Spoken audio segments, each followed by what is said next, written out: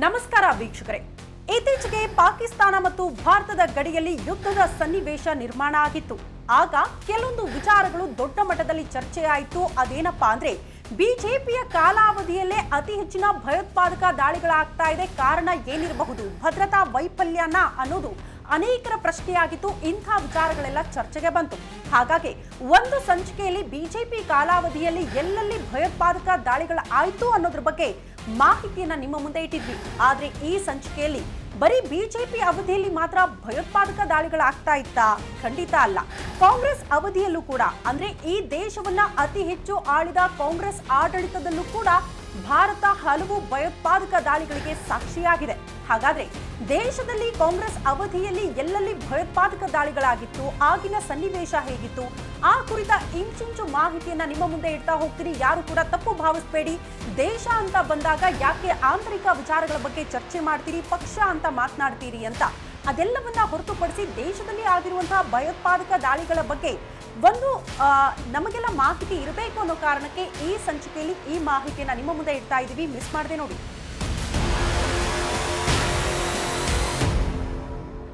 ನಮಸ್ಕಾರ ವೀಕ್ಷಕರೇ. ಆರಂಭದಲ್ಲೇ ಹೇಳ್ದಂಗೆ ಭಾರತ ಮತ್ತು ಪಾಕಿಸ್ತಾನದ ಗಡಿಯಲ್ಲಿ ಯುದ್ಧದ ಸನ್ನಿವೇಶ ನಿರ್ಮಾಣ ಆದಾಗ ಅನೇಕ ವಿಚಾರಗಳು ಚರ್ಚೆಯಾಗ್ತಾ ಇತ್ತು. ಅದು ಪೆಹಲ್ಗಾಮ್ ದಾಳಿ ಆದ ಬಳಿಕ ಭದ್ರತಾ ವೈಫಲ್ಯ, ಬಿಜೆಪಿ ಕಾಲಾವಧಿಯಲ್ಲೇ ಅತಿ ಹೆಚ್ಚು ಭಯೋತ್ಪಾದಕ ದಾಳಿಗಳಾಗ್ತಾ ಇದೆ. ಯಾಕೆ ಇಂಥ ವಿಚಾರಗಳು ಚರ್ಚೆ ಆಯಿತು? ಹಾಗಾಗಿ ಹಿಂದಿನ ಸಂಚಿಕೆಯಲ್ಲಿ ಬಿಜೆಪಿ ಅವಧಿಯಲ್ಲಿ ಹಾಗಾದ್ರೆ ಭಾರತದಲ್ಲಿ ಎಲ್ಲೆಲ್ಲಿ ಭಯೋತ್ಪಾದಕ ದಾಳಿಗಳು ಆಯಿತು ಅನ್ನೋದ್ರ ಬಗ್ಗೆ ಮಾಹಿತಿ ಕೊಟ್ಟಿದ್ವಿ. ಬಟ್ ಈ ಸಂಚಿಕೆಯಲ್ಲಿ ಕಾಂಗ್ರೆಸ್ ಅವಧಿಯಲ್ಲಿ ಭಯೋತ್ಪಾದಕ ದಾಳಿಗಳೇ ಆಗ್ಲಿಲ್ವಾ ಅಂತ ನೀವು ಪ್ರಶ್ನೆ ಮಾಡಿದ್ರೆ ಖಂಡಿತ ಆಗಿತ್ತು. ಹಾಗಾದ್ರೆ ದೇಶದಲ್ಲಿ ಎಲ್ಲೆಲ್ಲಿ ಭಯೋತ್ಪಾದಕ ದಾಳಿಗಳು ಆಗಿತ್ತು ಅನ್ನೋದನ್ನು ಕೂಡ ಗಮನಿಸ್ತಾ ಹೋಗೋಣ. ಪ್ರಮುಖವಾಗಿ ನಮ್ಮ ದೇಶಕ್ಕೆ ಸ್ವಾತಂತ್ರ್ಯ ಸಿಕ್ಕ ಬಳಿಕ ಅಧಿಕಾರದ ಚುಕ್ಕಾಣಿ ಹಿಡಿಯುವಲ್ಲಿ ಕಾಂಗ್ರೆಸ್ ಯಶಸ್ವಿಯಾಗೋಯ್ತು. ಹೆಚ್ಚು ಕಾಲ ಕೂಡ ತೆಗೆದುಕೊಳ್ಳಿಲ್ಲ. ಮೊಟ್ಟ ಮೊದಲು ನೆಹರು ಬಳಿಕ ಉಕ್ಕಿನ ಮಹಿಳೆ ಅಂತ ಕರೆಸಿಕೊಳ್ಳುವಂತಹ ಇಂದಿರಾ ಗಾಂಧಿಯವರು ಅತಿ ಹೆಚ್ಚಿನ ಕಾಲ ದೇಶದ ಪ್ರಧಾನಿಯಾಗಿದ್ರು. ಇಂದಿರಾ ಗಾಂಧಿಯವರು ಪ್ರಧಾನಿಯಾದಂತಹ ಸಂದರ್ಭದಲ್ಲಿ ದೇಶದಲ್ಲಿ ಭಯೋತ್ಪಾದಕ ದಾಳಿಗಳು ಆಗಿತ್ತಾ ಅಂತ ನೀವು ಪ್ರಶ್ನೆ ಮಾಡಿದ್ರೆ ಖಂಡಿತ ಇಲ್ಲ. ಆಗ ದೇಶದಲ್ಲಿ ಯಾವುದೇ ಭಯೋತ್ಪಾದಕ ದಾಳಿಗಳಾಗಿರಲಿಲ್ಲ. ಆದ್ರೆ ಚಟುವಟಿಕೆಗಳು ಇತ್ತು ಅನ್ನುವಂತಹ ವಿಚಾರ ಚರ್ಚೆಯಾಗಿತ್ತು. ಆದರೆ 1990ರಲ್ಲಿ ಭಾರತದಲ್ಲಿ ಅತಿ ಹೆಚ್ಚಿನ ಭಯೋತ್ಪಾದಕ ಚಟುವಟಿಕೆಗಳು ಆಗುವುದಕ್ಕೆ ಪ್ರಾರಂಭ ಆಯಿತು. ಅದರಲ್ಲಿ ಪ್ರಮುಖವಾಗಿ 1993ರಲ್ಲಿ ಮುಂಬೈನ ಸರಣಿ ಸ್ಫೋಟ ಆದ ಬಳಿಕ ಭಾರತದಲ್ಲಿ ಭಯೋತ್ಪಾದಕತನ ಅತಿ ಹೆಚ್ಚು ಬೇರೂರಿತು.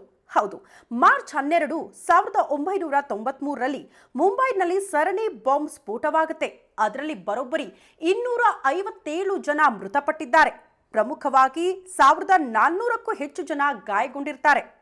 ಇದನ್ನ ನಡೆಸೋದು ನಮ್ಮದೇ ನೆಲದ ದ್ರೋಹಿ ದಾವೂದ್ ಇಬ್ರಾಹಿಂ ಹಾಗೂ ಪರಮ ಪಾಪಿ ಪಾಕಿಸ್ತಾನದ ಗುಪ್ತಚರ ಸಂಸ್ಥೆ ISI ಇದಕ್ಕೆ ಸಹಕಾರ ನೀಡಿತ್ತು ಅನ್ನುವಂತಹ ವಿಚಾರ ಈಗ ಮುನ್ನೆಲೆಗೆ ಬರುತ್ತೆ. ಈ ಹಿಂದಿನ ಸಂಚಿಕೆಯಲ್ಲಿ ಹೇಳಿದಂಗೆ 1999ರಿಂದ 2004ರ ತನಕ ಬಿಜೆಪಿ ಅಧಿಕಾರದಲ್ಲಿ ಇದ್ದಂತಹ ಸಂದರ್ಭದಲ್ಲಿ ಎಲ್ಲೆಲ್ಲಿ ಭಯೋತ್ಪಾದಕ ದಾಳಿಗಳಾಯಿತು ಅನ್ನೋದನ್ನ ಗಮನಿಸಿದ್ರಿ. ಇದರಿಂದ ಆಚೆಗೆ ಅಂದ್ರೆ 2004ರಿಂದ 2014ರ ತನಕ ಒನ್ಸ್ ಅಗೇನ್ ಮತ್ತೆ ಕಾಂಗ್ರೆಸ್ ಅಧಿಕಾರಕ್ಕೆ ಬಂದಿರುತ್ತೆ. ಈ ಕಾಂಗ್ರೆಸ್ ಅಧಿಕಾರಕ್ಕೆ ಬಂದಂತಹ ಸಂದರ್ಭದಲ್ಲಿ ಭಾರತದಲ್ಲಿ ಎಲ್ಲೆಲ್ಲಿ ಭಯೋತ್ಪಾದಕ ಚಟುವಟಿಕೆಗಳಾಯಿತು, ಎಲ್ಲೆಲ್ಲಿ ಹಾಗಾದ್ರೆ ಬಾಂಬ್ ದಾಳಿಗಳಾಯಿತು ಅನ್ನೋದನ್ನ ಒನ್ ಬೈ ಒನ್ ಗಮನಿಸ್ತಾ ಹೋಗೋಣ. 2005 ಅಕ್ಟೋಬರ್ 29 ದೆಹಲಿ ಸರಣಿ ಬಾಂಬ್ ಸ್ಫೋಟ ಪ್ರಕರಣ. 3 ಕಡೆ ನಡೆಯುತ್ತೆ ಈ ದಾಳಿ. ಈ ಸ್ಫೋಟದಲ್ಲಿ 62 ಜನ ಮೃತಪಟ್ಟಿರ್ತಾರೆ, 210 ಜನ ಗಾಯಗೊಳ್ತಾರೆ. ಇದರ ಜವಾಬ್ದಾರಿ, ಇದರ ಹೊಣೆಯನ್ನ ಹೊರೋದು ಒನ್ಸ್ ಅಗೇನ್ ಇದೇ ಲಷ್ಕರ್ ಇ ತೊಯ್ಬಾ ಉಗ್ರ ಸಂಘಟನೆ.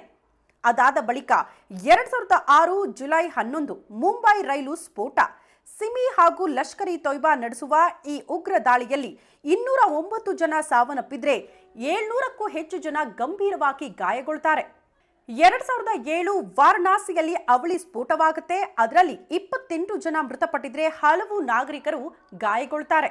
ಅದಾದ ಬಳಿಕ 2007 ಅದೇ ವರ್ಷ ಸಮಜೌತಾ ಎಕ್ಸ್ಪ್ರೆಸ್ ರೈಲ್ನಲ್ಲಿ ಸ್ಫೋಟವಾಗಿ 68 ಜನ ಮೃತಪಡ್ತಾರೆ. ಬಹುತೇಕರು ಇದರಲ್ಲಿ ಪಾಕಿಸ್ತಾನಿಯರೇ ಇರ್ತಾರೆ. ಇದನ್ನ ಹಿಂದೂ ತೀವ್ರವಾದಿಗಳು ನಡೆಸಿದ್ದು ಅಂತ ಕೂಡ ಹೇಳಲಾಗುತ್ತೆ. 2008 ಜೈಪುರ ಸರಣಿ ಬಾಂಬ್ ಸ್ಫೋಟ. 9 ಕಡೆ ಈ ಸ್ಫೋಟ ನಡೆಯುತ್ತೆ. 80ಕ್ಕೂ ಹೆಚ್ಚು ಜನ ಸಾವನ್ನಪ್ಪಿ 216 ಜನ ಗಂಭೀರವಾಗಿ ಗಾಯಗೊಳ್ತಾರೆ. ಇಂಡಿಯನ್ ಮುಜಾಹಿದೀನ್ ಇದರ ಹೊಣೆಯನ್ನ ಹೊತ್ಕೊಳ್ಳುತ್ತೆ. ಅದೇ ರೀತಿ ಅದೇ ವರ್ಷ 2008 ಅಹಮದಾಬಾದ್ ಸರಣಿ ಬಾಂಬ್ ಸ್ಫೋಟವಾಗುತ್ತೆ.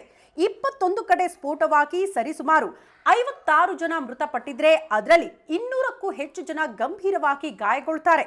ಇದನ್ನ ಮಾಡೋದು ಇಂಡಿಯನ್ ಮುಜಾಹಿದೀನ್. ಇದೇ ಉಗ್ರ ಸಂಘಟನೆ. ಅಂದ್ರೆ ಒಂದೇ ವರ್ಷದಲ್ಲಿ ಎರಡೆರಡು ಕಡೆ ಅತಿ ದೊಡ್ಡ ದಾಳಿಗೆ ಈ ಉಗ್ರ ಸಂಘಟನೆ ಸಾಕ್ಷಿಯಾಗುತ್ತೆ. ಅದೇ ರೀತಿ 2008 ಸೆಪ್ಟೆಂಬರ್ 13 ದೆಹಲಿಯಲ್ಲಿ 5 ಕಡೆ ಬಾಂಬ್ ಸ್ಫೋಟವಾಗಿ 30ಕ್ಕೂ ಹೆಚ್ಚು ಜನ ಮೃತಪಡ್ತಾರೆ. ಇದನ್ನ ಮಾಡೋದು ಕೂಡ ಇಂಡಿಯನ್ ಮುಜಾಹಿದೀನ್ ಉಗ್ರ ಸಂಘಟನೆ. 2008 ನವೆಂಬರ್ 26 ಅಂದ್ರೆ ದೆಹಲಿ ಸರಣಿ ಬಾಂಬ್ ಸ್ಫೋಟ ನಡೆದ 1.5 ತಿಂಗಳ ಬಳಿಕ ಮುಂಬೈನಲ್ಲಿ ಅಟ್ಯಾಕ್ ಆಗುತ್ತೆ. ದೇಶದ ಇತಿಹಾಸದಲ್ಲಿ ನಡೆದ ಅತ್ಯಂತ ದೊಡ್ಡ ಭಯೋತ್ಪಾದಕ ದಾಳಿ ಅಂತ ಕೂಡ ಇದನ್ನ ಹೇಳಲಾಗುತ್ತೆ. ಕಾರಣ ಇದರಲ್ಲಿ 166 ಜನ ಮೃತಪಟ್ಟಿದ್ರೆ 600ಕ್ಕೂ ಹೆಚ್ಚು ಜನ ಗಂಭೀರವಾಗಿ ಗಾಯಗೊಳ್ತಾರೆ. ಅದರಲ್ಲಿ ಹಲವು ಪೊಲೀಸ್ ಅಧಿಕಾರಿಗಳು, ಎನ್ಎಸ್ಜಿ ಕಮಾಂಡೋ ಸಂದೀಪ್ ಉನ್ನಿಕೃಷ್ಣನ್ ಕೂಡ ಮೃತಪಟ್ಟಿರ್ತಾರೆ. ಇನ್ನು 2010ರಲ್ಲಿ ಪುಣೆ ಜರ್ಮನ್ ಬೇಕರಿಯಲ್ಲೂ ಕೂಡ ಸ್ಫೋಟವಾಗುತ್ತೆ. ಅದರಲ್ಲಿ 17 ಜನ ಮೃತಪಟ್ಟಿದ್ರೆ 60ಕ್ಕೂ ಹೆಚ್ಚು ಜನ ಗಂಭೀರವಾಗಿ ಗಾಯಗೊಳ್ತಾರೆ. ಇದನ್ನ ಮಾಡೋದು ಕೂಡ ಇದೇ ಇಂಡಿಯನ್ ಮುಜಾಹಿದೀನ್ ಉಗ್ರ ಸಂಘಟನೆ.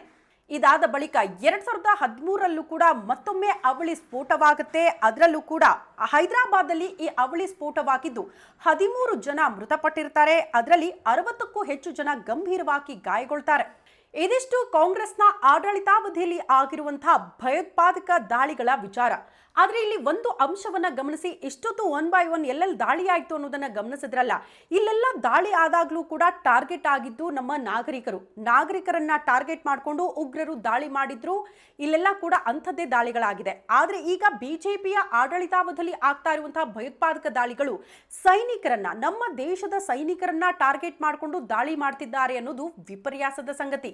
ಮತ್ತೊಮ್ಮೆ ನಾನು ಕ್ಲಾರಿಟಿ ಕೊಡೋಕೆ ಇಷ್ಟಪಡ್ತೀನಿ. ಕೊನೆಯದಾಗಿ, ಈಗ ಬಹುತೇಕರು ಬರಬಹುದು, ದೇಶ ಅಂತ ಬಂದಾಗ ಪಕ್ಷ ಭೇದ ಮರೆತು ಧರ್ಮ, ಜಾತಿ, ಸಮುದಾಯ ಇದೆಲ್ಲವನ್ನ ಮೀರಿ ಕೂಡ ದೇಶದ ಆಂತರಿಕ ವಿಚಾರಗಳನ್ನ ಬದಿಗಿಟ್ಟು ದೇಶದ ಜೊತೆಗೆ ನಿಂತ್ಕೊಳ್ಬೇಕು, ದೇಶದ ವಿಚಾರಕ್ಕೆ ಸಂಬಂಧಪಟ್ಟಂತೆ ಹೆಮ್ಮೆ ಪಡಬೇಕು ಅಂತ ಆ ಕೆಲಸ ನೀವು ಮಾಡ್ತಾ ಇದ್ದೀವಿ. ಬಟ್ ಪತ್ರಿಕೋದ್ಯಮದಲ್ಲಿ ಯಾವ್ಯಾವ ಸಂದರ್ಭಗಳಲ್ಲಿ ಯಾವ್ಯಾವ ರೀತಿಯ ದಾಳಿಗಳಾಗಿತ್ತು ದೇಶದಲ್ಲಿ ಅನ್ನುವಂತಹ ವಿಚಾರಗಳನ್ನ ನಿಮಗೆ ತಿಳಿಸುವ ಧರ್ಮ ನಮ್ದು. ಹಾಗಾಗಿ ಈ ವಿಚಾರಗಳನ್ನ ನಿಮ್ಮ ಮುಂದೆ ಇಟ್ಟಿದ್ದೀವಿ. ಯಾರಿಗಾದ್ರೂ ಈ ಮಾಹಿತಿ ಇಷ್ಟವಾಗಿದ್ರೆ ಈ ಕೂಡಲೇ ನ್ಯೂಸ್ ಬಿಟ್ ಲೈವ್ಗೆ ಸಬ್ಸ್ಕ್ರೈಬ್ ಆಗಿ ಸಪೋರ್ಟ್ ಮಾಡಿ ಅಂತ ಹೇಳ್ತೀನಿ. ಮುಂದಿನ ಸಂಚಿಕೆಯಲ್ಲಿ ಮತ್ತಷ್ಟು ಮಾಹಿತಿಯೊತ್ತು ನಿಮ್ಮ ಮುಂದೆ ಬರ್ತೀವಿ. ಅಲ್ಲಿ ತನಕ ನಮಸ್ಕಾರ.